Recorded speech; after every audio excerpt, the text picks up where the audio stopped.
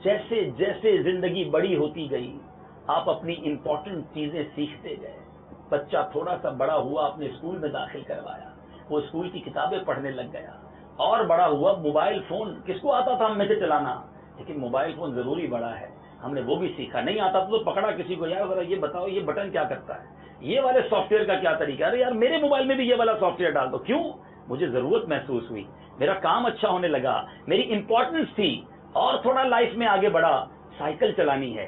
Cycle चलाते वक्त हम कितनी बार गिरे थे, मगर छोड़ी नहीं, सीखते गए। हम किसी को कहते ट्रेन कर दो, अब साइकिल के बाद मोटरसाइकिल आई, यार ये तो जल्दी ट्रैवल सही हो जाएगा, मोटरसाइकिल खरीद के सीख ली। और आगे पैसे आ गए, अब गाड़ी सीखनी है, या तो इंस्टीट्यूट ज्वाइन किया, या किसी ड्राइवर को पकड़ा, यार मुझे गाड़ी सिखाओ, मुझे गाड़ी फैमिली के साथ ट्रैवल करना होता है, वहां क्यों नहीं छोड़ दी गाड़ी, या अल्लाह मुझे गाड़ी चलाना नहीं आती, बाइक चलाना नहीं आती। जो जरूरत पड़ती गई वो हम सीखते गए। इंग्लिश सीखी, अब कारोबार की दुनिया में आए, कपड़े का कारोबार करने का सोचा, दुकान ऐसे ही नहीं खोली, किसी कपड़े के ताजिर के पास गए होंगे, यार बताओ कौन सा माल मंगवाऊं, कौन सी आइटम लेनी चाहिए, कौन सा डिजाइन होना चाहिए, गर्मी के कपड़े कौन से हैं, सर्दी का आइटम कौन सा है, कोई डेड स्टॉक तो नहीं हो जाएगा। 4 लोगों से मशवरा किया, कारोबार भी शुरू कर दिया। पहले सीखा, फिर काम किया, और आगे जनाब आगे बड़ा मामला, कहने लगे चलो यार अब कुछ इंपोर्ट करते हैं। अब इंपोर्ट कभी बाप दादा ने भी नहीं किया था, तो अब किसी इंपोर्टर के पास पहुंचे,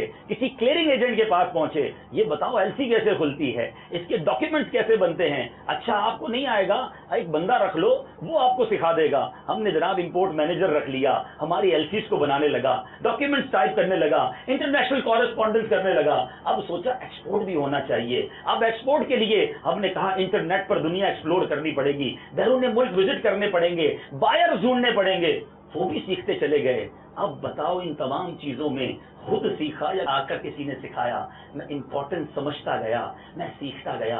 कभी जिंदगी के मोड़ पर ख्याल आया मैं मुसलमान हूँ, कुरान पाक मेरे लिए नाजिल हुआ है, मैं किसी आलिम दीन को पकड़ लूं, उनकी बारगाह में हाजिर हो जाऊं, किसी कारी साहब के कदमों में हाजिर हूं कि हुजूर मुझे कुरान सिखा दीजिए, मेरी तिलावत सुन लीजिए, मुझे बताइए तो सही मेरे रब ने इसमें क्या फरमाया है, मुझे सिखाइए तो सही कि मेरे मौला ने मुझसे क्या बात की है।